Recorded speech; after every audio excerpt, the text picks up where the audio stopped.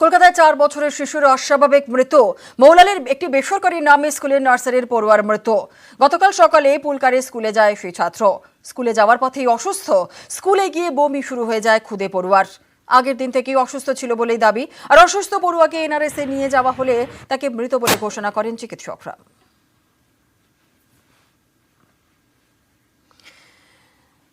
অসুস্থ হয়ে পড়ায় নিয়ে যাওয়া হয়েছিল হাসপাতালে সেই ছাত্রকে, এবং তারপরেই হাসপাতালে নিয়ে যাওয়ার পরেই চিকিৎসকেরা মৃত বলে ঘোষণা করেন। এনআরএসে নিয়ে যাওয়া হলে মৃত বলে ঘোষণা। কলকাতায় 4 বছরের শিশুর অস্বাভাবিক মৃত্যু।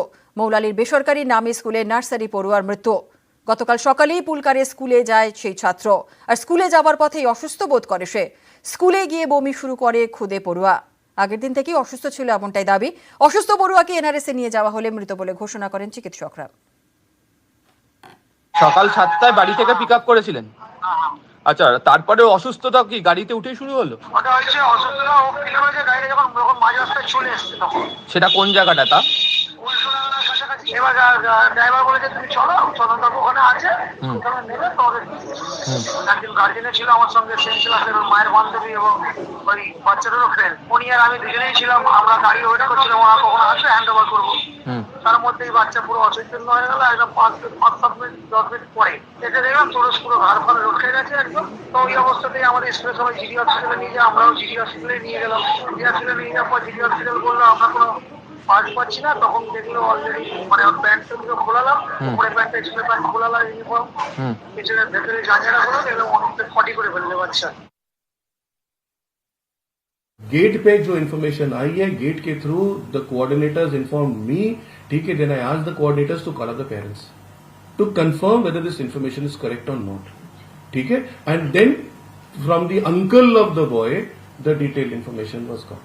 कल तो बिल्कुल ठीक था, कल तो एग्जाम देने आया था वो, लेकिन हाँ ये इन्फॉर्मेशन पता लगा कि the child was vomiting, he was not wanting to come to school, ठीक है। This is between the carpool driver and the child. School का कोई भी कारपूल नहीं है, स्कूल का कोई ट्रांसपोर्ट फैसिलिटी है ही नहीं, बट हियर से इज द कारपूल पर्सन, ठीक है, he was very very good कि वो उस बच्चे को अटेंड किया एंड देन वही लेके उसको हॉस्पिटल गया। সিবিআই পরিচয়ে খুনের হুমকি, তারপরে 5 লক্ষ টাকা লুট, এমনই চাঞ্চল্যকর অভিযোগ বীরভূমের বোলপুরে। শান্তিনিকেতন থানায় অভিযোগ দায়ের সঙ্গীত শিল্পীর। আর অন্যদিকে উত্তর 24 পরগনার তোলাবাজির অভিযোগে গ্রেপ্তার প্রাক্তন পুলিশ কর্মীর ছেলে। পুলিশ পরিচয় দিয়েই তোলাবাজি চলছিল বলে অভিযোগ।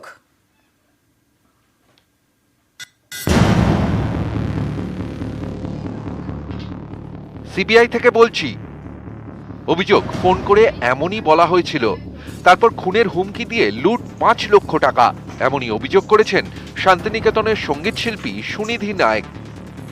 আমাকে এবং আমার বাবাকে মার্ডারের হুমকি দিয়ে আমার কাছ থেকে ওভার 5 লাখ টাকা নেওয়া হয়। আমাকে ফোন করে মেন্টালি টর্চার করা হয়েছে, মার্ডারের হুমকি দিয়েই টাকাটা নেওয়া হয়। সিবিআই পরিচয় দিয়ে খুনের হুমকি, তারপরেও নানা উপায়ে ভয় দেখানো হয় বলে অভিযোগ করেছেন সঙ্গীত শিল্পী সুনিধি। আতঙ্কে দুষ্কৃতীদের দেওয়া অ্যাকাউন্ট নম্বরে 5 লক্ষ টাকা পাঠিয়ে দেন বলে দাবি শিল্পীর। হায়দ্রাবাদ সিবিআই এর পরিচয় দিয়েছে এবং সিবিআই এর পরিচয় দেওয়ার পর ওরা বলেছে যে নরেশ গোয়েল বলে কেউ একজন আছে, যেটা আমি জানতাম না, পরে আমি গুগল করি, তার মানি লন্ডারিং কেসে নাকি আমি যুক্ত, এবং আমার নামে নাকি কানাড়া ব্যাংকে একটা অ্যাকাউন্ট আছে এবং সেখান থেকে নাকি মানি লন্ডারিং হয়। তো এই জন্য নাকি আমি সাসপেক্ট এবং আমি নাকি আন্ডার অ্যারেস্ট। এইটা দিয়ে কনভারসেশন শুরু হয় আসলে। শান্তিনিকেতনের পূর্বপল্লীর বাসিন্দা সঙ্গীত শিল্পী সুনিধি। অভিযোগ, দীর্ঘদিন ধরেই সুনিধির উপর নজরদারি চালাচ্ছিল দুষ্কৃতীরা। শেষমেশ গত মঙ্গলবার অপারেশন চালায়। আমাকে জানে মানে আজকে থেকে না, ওরা আমাকে অনেকদিন ধরে 6-7, মানে আমার যেটা মনে হয় যে ওরা 6-7 মাস ধরে আমাকে দেখছে এবং আমার ব্যাংকে কি ট্রানজাকশন হয়, আমার ব্যাংক অ্যাকাউন্ট নাম্বার কত, আমার আইএফএসসি কোড নাম্বার কত, আমার বাবার অ্যাড্রেস, আমার বাবার ব্যাংক অ্যাকাউন্ট নাম্বার, আমার বাবার PAN card number, Aadhaar card, they know everything. So ওরা 6-7 মাস ধরে রিসার্চ করে তারপর এই মিশনে নেমে তারপর ওরা এতটা আমাকে মেন্টালি প্রেশার দিয়ে তারপর টাকাটা আর কি নিল। সিবিআই পরিচয় প্রতারণার অভিযোগ, এর পিছনে কি বড় কোনো চক্র? তদন্ত শুরু করেছে শান্তিনিকেতন থানার পুলিশ। অন্যদিকে পুলিশের নাম ভাঙিয়ে তোলাবাজির অভিযোগ উত্তর 24 পরগনার ব্যারাকপুরে। এই ঘটনায় নীলাদ্রি সরকার নামে এক ব্যক্তিকে গ্রেফতার করেছে পুলিশ। ধৃতের বাবা প্রাক্তন পুলিশ কর্মী। গাড়িতে পুলিশ লেখা স্টিকার সাটিয়ে ব্যারাকপুর শিল্পাঞ্চল এলাকায় তোলাবাজি করত নীলাদ্রি। বৃহস্পতিবার রাতে লক্ষাধিক টাকা সহ তাকে গ্রেফতার করে ঘোলা থানার পুলিশ। আটক করা হয়েছে পুলিশ লেখা স্টিকার সাটানো গাড়ি। পুলিশের দাবি, নীলাদ্রির সঙ্গে গাড়িতে আরো দুজন ছিল, তারা পালিয়ে যায়। ইন্দ্রজিৎ রুজ এবং সুবীর দে, নিউজ 18 বাংলা। এলাকা স্ট্রিট লাইট কেন সরানো হচ্ছে না, এই প্রশ্ন তুলেই বাঁকুড়া পুরসভার বিদ্যুৎ বিভাগে ঢুকে হামলা, কর্মীদের হেনস্থা, তাদের প্রাণে মেরে ফেলার হুমকিও। এমনই চাঞ্চল্যকর অভিযোগ তৃণমূল নেতা এবং তার সঙ্গীদের বিরুদ্ধে। তৃণমূল নেতার গলায় সাফাইয়ের সুর।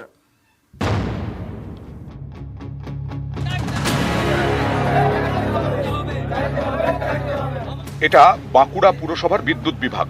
উল্টে দেওয়া হয়েছে টেবিল, ফাইলপত্র ছড়ানো ছেটানো, একেবারে লন্ডভন্ড। বাঁকুড়া পুরসভার 15 নম্বর ওয়ার্ডের পরমানন্দ পল্লী। অভিযোগ, এই এলাকার বেশিরভাগ স্ট্রিট লাইট খারাপ। এ নিয়েই তৃণমূল নেতার বিরুদ্ধে দাদাগিরির অভিযোগ। বৃহস্পতিবার বাঁকুড়া পুরসভার বিদ্যুৎ বিভাগে দলবল নিয়ে ঢোকেন এলাকার তৃণমূল নেতা পীযূষ চক্রবর্তী। তিনি আবার 15 নম্বর ওয়ার্ডের তৃণমূল কাউন্সিলর পিঙ্কি চক্রবর্তীর স্বামী। এলাকার স্ট্রিট লাইট কেন সারানো হচ্ছে না অভিযোগ, এই প্রশ্ন তুলে পুরসভার বিদ্যুৎ বিভাগে ভাঙচুর চালান। কর্মীদের হেনস্থা করা হয়, খুনেরও হুমকি দেওয়া হয় বলে অভিযোগ। বিষয়টি জানাজানি হতেই কর্মবিরতি শুরু করেন বিদ্যুৎ বিভাগের কর্মীরা। আমাকে খেড়ে দিল, বেশি গলা উঁচু করে কথা বললে বাইরে ঝুলিয়ে দেবো, হ্যাঁ মেরে ঝুলিয়ে দেবে। তো আমরা চাইছি যে এইভাবে যদি আমাদের চলে তো আমরা কিভাবে কি করবো বলে আমরা ওই জন্য কি করলাম, স্ট্রাইক করে দিলাম। উনি আমাকে ঠেলাঠেলি দাংলা দাগলি টানাটানি হিজিয়াহিজি করেছে। আর আমার মূল কথা হচ্ছে আমার অফিসে যে টেবিলে ফাইল ছিল সেগুলো ছড়িয়ে ছিটিয়ে দিয়েছে। কে উনি মারধর করলেন? বাপি চক্রবর্তী, কে উনি? ওয়ার্ড নাম্বার 15 কাউন্সিলরের হাজব্যান্ড। প্রতিবাদের ভাষায় যদি দাদাগিরি নাম দেওয়া হয়, আমরা প্রতিবাদ 100 বার করবো। মানুষের জন্য যদি প্রতিবাদ করতে হয়, অন্যায়ের প্রতিবাদ করতে হয়, সেটাকে যদি হুমকি বলে, সেটা আমি মনে করি সম্পূর্ণভাবে ভুল। আমরা কোনোভাবে হুমকি দিইনি।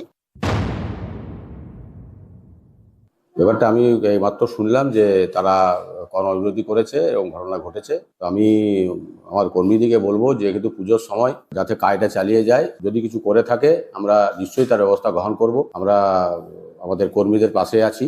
এরকম ঘটনা যদি ঘটে থাকে সত্যি নিন্দনীয়। বাঁকুড়া থেকে প্রিয়ব্রত গোস্বামী, নিউজ 18 বাংলা।